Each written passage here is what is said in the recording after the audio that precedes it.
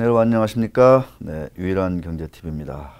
정말 5월은 계절의 여왕이라고 하죠. 정말 그 말이 손색이 없는 것 같습니다. 뭐 장미꽃이 또 여기저기 또 만개했더라고요. 한번 좀 주말이나 이런 때 산책을 많이 했으면 좋겠고. 자, 댓글 보니까 뭐 아주 그 개웃기네. 코미디언 뭐 경제방송이다. 뭐 이런 코미디언이 경제방송을 하냐 뭐 이런 얘기도 해놨고, SK바이오팜은 대박 주네 SK한테. 뭐 맞는 얘기죠. 여기 보면은 이런 얘기도 있습니다. 아이디가 크라는 분인데 하루 전에 달아주셨어요. 한국이 헬조선인 이유가 금융시장 때문임.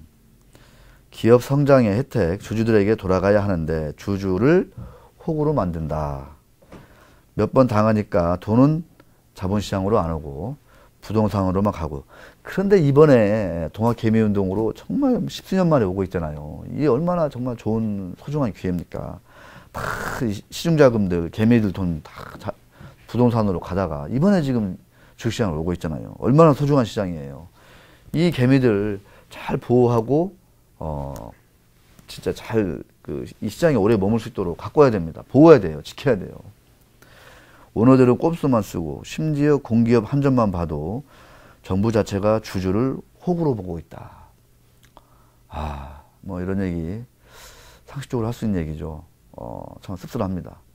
근데 또 한편으로 또 전기료 올리면 또 여기저기 또 서민경제 죽는다고 또 아우성이고, 전기료 인상 안 하면 주주들은 완전히 개털이고.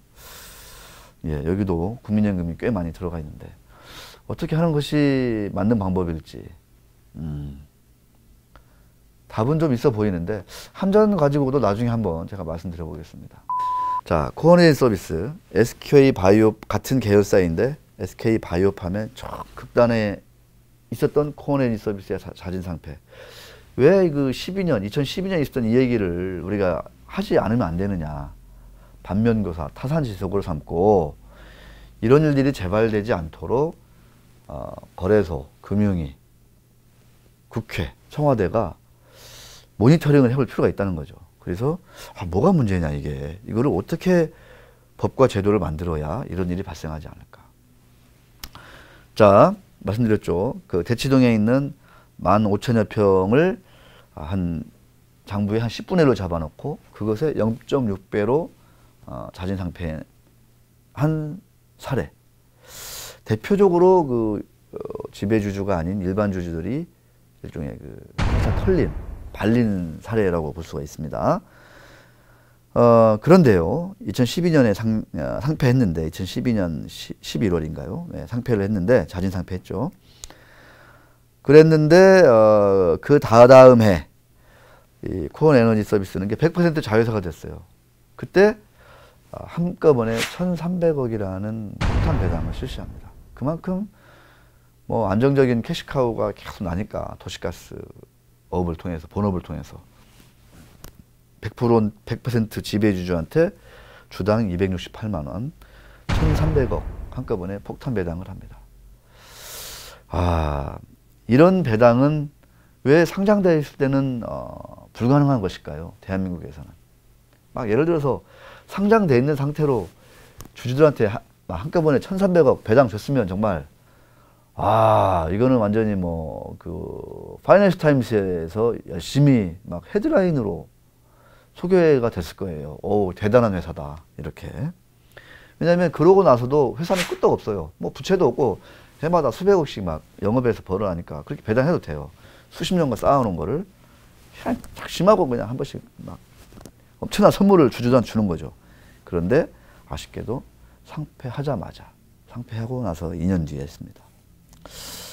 참 이런 일들이 아쉬워요. 자, 그래서 자진상폐 룰도 룰이고, 어떤 말씀을 이번 시간에 제가 드리고 싶냐면, 그럼 이런 일들이 재발하지 않으려면 어떻게 해야 되냐. 가장 근본적으로 커퍼레이트 거버넌스, 기업의 거버넌스를 좀 이렇게 고쳐야 되겠죠. 그러려면 상법을 통해서 이사들이 지금처럼 지배주주들하고 그 회사만을 위해서 열심히 일을 하도록 하는 게 아니라 일반 주주, 지배주주가 아닌 일반 지주, 소액주주, 소수주주 같은 말이죠. 이 주주, 국민연금도 일반 주주라니까요. 소수주주예요. 대한민국 상법 자본시장법에서는 국민연금 소수주주예요. 국민연금이 뭐 돈이 많다고 뭐 지배주주인가요? 아니라니까요. 그거 착각하시면 큰일 납니다. 일반 주주, 소수주주로서 그냥 지배주주들이 결정에 따라서 뭐 그냥 주는 대로 받아 먹어야 돼요. 지금 상황에서. 그렇게 하면 안 되고, 그래서 상법을 통해서 이사들이 지배주주와 일반 주주를 똑같이 공정하게 보호해야 된다. 이거를 조금 어려운 말로 주주의 비례적 이의를 보호하도록 상법을 바꿔야 된다. 이게 기본이죠. 가장 크게. 사실 이것만 되면 그 밑에 무슨 뭐 저 자잘자잘하게 뭐 자본시장법이 어떻고 뭐 이렇게 할 이유가 있어요? 뭐 상속증여세법 뭐 이것까지 갈 필요가 있나요, 우리가? 없습니다. 이사들이 알아서 자발적으로 일반 주주도 그 정당한 몫을 똑같이 보호해줘라. 이렇게 가버리면 되는 거예요. 상당히 뭐 어려운 얘기가 아니잖아요. 근데 이게 안 돼요. 안 됩니다. 절대 쉽지 않아요. 또 하나 방법론적으로 말씀드리고 싶은 게 뭐냐면, 그러니까 자진상폐라든가 지주회사 전환이라든가 뭐 인적 분할이라든가 계열사 간 합병이라든가 대표적으로 봤을 때, 또 이제 공개 매수 이런 거 봤을 때, 자, 이런 자본거래는 어때요? 지배주주와 비지배주주, 일반 주주 간의 이해관계가 엇갈려요. 아까 말씀드린 코어 에너지 서비스의 자진상장 폐지. 지배주주는 100% 지분을 확보하고 싶어 해요. 싼 가격으로. 근데 일반 주주는 어떻게 돼요? 그래? 상장 폐지에 반대해. 근데 어쩔 수 없어? 그러면 공정한 가격으로, 적당한 가격으로 내 주식을 사줘. 이렇게 요구할 수 있잖아요. 당연히. 이게 사실은 주주의 비례적 이익이 보호되는 그런 시장인 거잖아요. 그런 사회고. 근데 이게 안 된다는 거잖아요. 절대 안 돼요. 자, 어떻게 해야 돼요? 그래서 아시아 아주 선진 금융시장, 그 다음에 미국, 서유럽 이런 선진 금융시장에서는 어떤 제도가 있다? MOM. 많은 분들이 이제 조금씩 알아가는 제도예요. MOM. Majority of Minority. 제가 뭐 지난 시간에 이어서 발음이 상당히 좋죠. 네.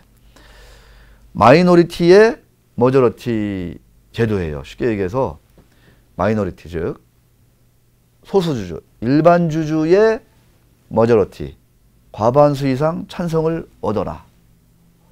어떤 거래에 있어서 지배주주와 일반 주주의 이해관계가 엇갈리는 그런 자본 거래에 있어서는 일반 주주의 과반 이상의 찬성을 얻어라. 그런 절차를 진행해라. 그러면 그런 자본 거래를, 그런 그 딜을 문제없다고, 공정하다고 인정할 거야. 이렇게 가는 거죠. 합리적이고 타당하지 않습니까?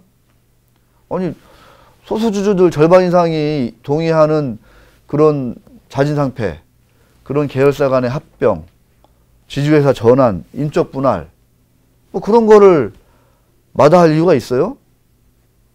물론 뭐 그래도 문제가 있겠지만 그런 거는 그렇게 크게 제가 볼 때는 어느 정도는 우리가 합리적이다. 그죠?